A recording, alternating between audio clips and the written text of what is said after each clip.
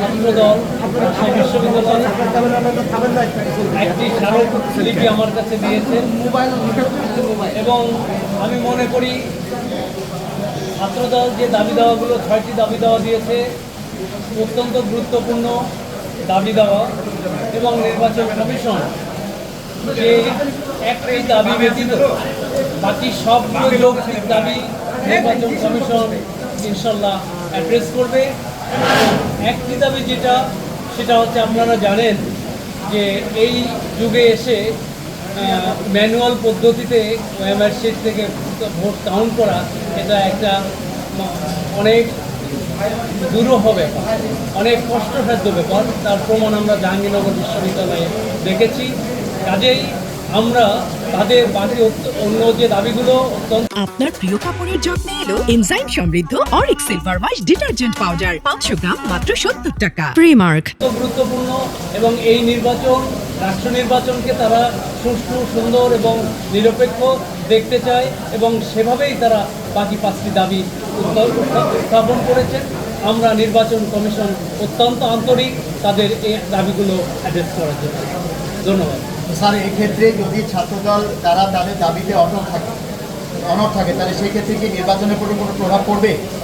আমার বিশ্বাস ছাত্রদল একটা অত্যন্ত বিজ্ঞ একটি দল, তাদের অনেক আছে চিন্তাভাবনা আছে এবং তারাও চায় আমাদের মতো নির্বাচন কমিশন যেমন চায় যে এই নির্বাচনটা সুষ্ঠু সুন্দর হোক, তারাও চায়। সুতরাং তারা এটা বুঝতে পারবে।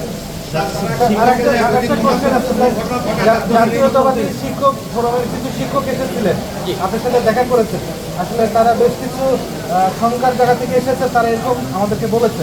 আসলে তাদের সাথে কি কথা হয়েছে, আপনি তাদেরকে কীভাবে আশ্বস্ত করেছেন? অনেক ধন্যবাদ।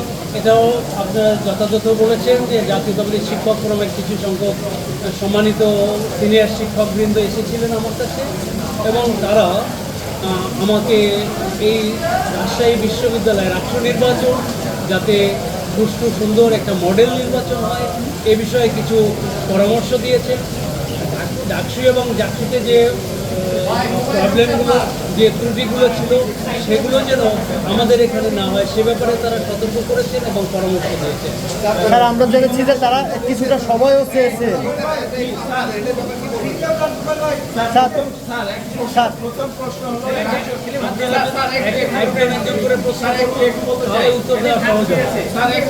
প্রথম প্রশ্ন হলো রাষ্ট্র নির্বাচন শুধুমাত্র শিক্ষার্থীদের ভোটার স্টেকহোল্ডার, এখানে কেন কোনো শিক্ষক ফোরাম জাতীয়তাবাদী হোক বা অন্য কোনো মূল্যবান রিসার্চ হোক তারা এখানে প্রেশার ক্রিয়েট করছে না? এটা নির্বাচন কমিশনের প্রতি সুস্পষ্ট চাপ। এটা কেন আপনার কেন এই এক্সেসটা? আমি মনে করি যে তারা এই বিশ্ববিদ্যালয়ের একটি পার্ট, সুতরাং তারা এইটাও আকাঙ্ক্ষা তাদের যে রাষ্ট্র নির্বাচন একটি মডেল হয়ে থাক, একটি দৃষ্টান্তমূলক নির্বাচন হয়ে থাক দেশবাসীর কাছে। সেজন্যই তাদের নিজ উদ্যোগেই তারা আমার মনে হয় এটা বলেছে। নির্বাচন কমিশন মনে করি এটা এখতিয়ার বহির্ভূত কাজ করছে স্যার, কারণ এটা অ্যাক্সেস দেওয়ার কোনো সুযোগ নাই এখানে, কারণ তারা কোনো পার্ট না। শুধুমাত্র ছাত্র সংগঠনগুলো বা প্যানেলভুক্ত বা প্রার্থী বা শিক্ষার্থী যে কোনো ভোটারও হতে পারে দাবি জানাতে পারে। শিক্ষক কেন এটা দাবি জানবে স্যার? এটা আপনার কেন অ্যাক্সেস করেন? আমরা এখানে দেখেন, আমি আগেই বলেছি, আপনারা আছেন এই যে সংবাদ কাভার করছেন, অনেক জায়গায় আপনারা যদি কোনো ত্রুটি দেখেন সেটা আমাদেরকে বলবেন, সংশোধন করবেন। এটাই আমাদের প্রত্যাশা। তার কোনো অনাকাঙ্ক্ষিত ঘটনা ঘটছে কেন্দ্র নেতৃবৃন্দ বলছেন তার দলের তার জন্য নির্বাচন কোনো দায়ী থাকবে। এই যে দাবিগুলো তারা জানিয়েছেন, আগেও তারা বারবার দাবি জানিয়েছেন, সে বিষয়ে আপনাদের ভূমিকা নিয়ে বলে তারা দাবি করছেন। সেক্ষেত্রে কোনো অনাকাঙ্ক্ষিত ঘটনা ঘটছে তার জন্য নির্বাচন কোনো দায়ী থাকবে, আপনারা কি ভাবছেন? আমাদের ছাত্রদলের একটা দাবি আছে যে ওই নির্বাচনের দিনে কেন্দ্রে যেন কোনো ভোটার ছাড়া কেউ অথবা নির্বাচন কমিশনের যে পাস ছাড়া কেউ যেন ভিতরে ঢুকতে না পারে। এটা অত্যন্ত সুন্দর একটা দাবি এবং আমরা এটা বাস্তবায়ন করব। স্যার, আমরা একটা কর্মসূচি দেখেছি স্যার, বিশ্ববিদ্যালয়ের শিক্ষক কর্মকর্তারা একটা কর্মসূচি ঘোষণা করেছেন যে 18 তারিখের ভিতরে তাদের প্রশ্নকোটা বিষয়ক ওই সিদ্ধান্ত যদি না আসে তাহলে তারা 21 তারিখ থেকে কর্মসূচিতে যাবে। তো এই কর্মসূচি যদি চলমান থাকে তাহলে নির্বাচনকে কোনোভাবে ব্যাহত করবে কিনা? ধন্যবাদ। এটা তো নির্বাচন কমিশনের বিষয় নয়, তো এটা প্রশাসনের বিষয়। আর নিশ্চয়ই প্রশাসন এ বিষয়ে নির্বাচনে যাতে কোনো ইম্প্যাক্ট না পড়ে সে বিষয়ে যা করণীয় প্রশাসন সেটা করবে বলে আমি বিশ্বাস করি। তার একটা বিষয়, নারী প্রার্থীরা অব্যাহতভাবে সাইবার বুলিংয়ের শিকার হচ্ছে, এটা তাদের প্রত্যেকের অভিযোগ, এবং তারা বলছে যে প্রতিরোধ সেল আছে, সেটি অকার্যকর একটা প্রতিরোধ সেল, এখন পর্যন্ত কোনো পদক্ষেপ নেওয়া হয়নি। স্যার আপনাদের আমার যে সাইবার সেল আছে, এখানে সাইবার সেলের সম্মানিত সচিব উপস্থিত আছেন, আমাদের মাননীয় প্রক্টর মহোদয়, তো এ ব্যাপারে উনি বলবেন। ধন্যবাদ। আসলে নারী শিক্ষার্থীরা যেটা বলছে স্যার এদিকে চলে আসুন। এই ছেলে এই যে ওদিকে দেখতে পাই। নারী শিক্ষার্থীরা যেটা বলছে আমি মনে করি সেটার অত্যন্ত যৌক্তিক। তাদের দাবি এবং ওই যৌক্তিকতার পরিপ্রেক্ষিতে আমাদের সাইবার সেল গঠিত হয়েছে। সাইবার সেলের আমরা ইতিমধ্যে বেশ কয়েকটা মিটিং করেছি, এবং যে সমস্ত ওয়েবসাইট থেকে বা যে সমস্ত ফেসবুক গ্রুপ থেকে, ইউটিউব থেকে এই সমস্ত বুলিং করা হচ্ছে, সেই সমস্ত গ্রুপের মডারেটর এবং অ্যাডমিনদেরকে আমরা চিঠি দিয়েছিলাম নাম আমাদের প্রক্টর অফিসে জমা দেওয়ার জন্য।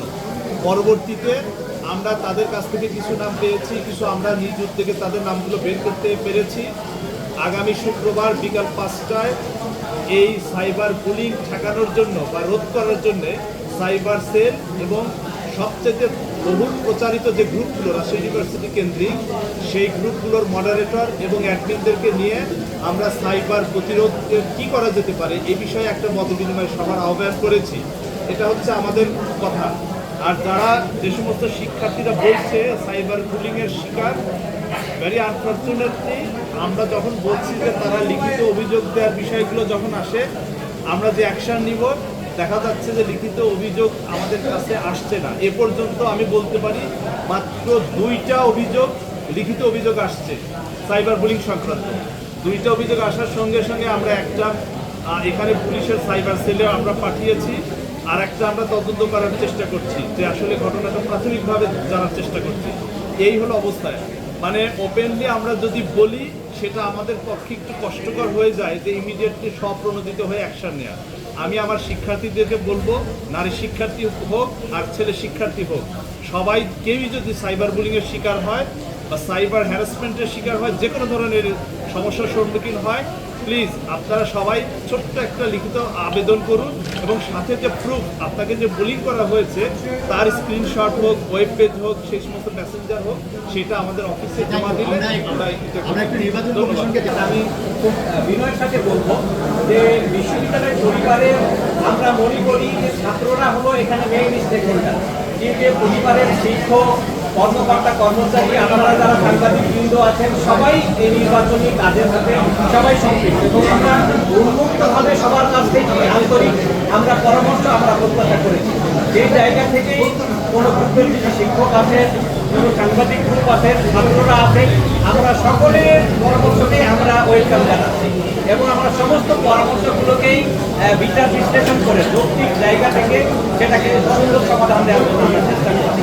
আমি মনে করি এখন পর্যন্ত এই বিশ্ববিদ্যালয়ের পরিবারের এই নির্বাচনটা সুন্দর করার ক্ষেত্রে সবাই আন্তরিক আছেন, সবাই চেষ্টা করছেন, যার যার জায়গা থেকে খুঁটিনাটি পরামর্শ দিচ্ছেন, আপনারাও পরামর্শ দিচ্ছেন। আমরা আশা করি যে সবার এই সুন্দর পরামর্শের ভিত্তিতে আমরা 25 তারিখ একটি সুন্দর, একটি স্বচ্ছ, একটি অংশগ্রহণমূলক নির্বাচন আমরা দেখতে পাবো, এটা আমরা দৃঢ়ভাবে আশা করি। আপনার প্রিয় কাপড়ের যত্নে এলো এনজাইম সমৃদ্ধ Arik silver wash detergent powder 500 গ্রাম মাত্র 70 টাকা।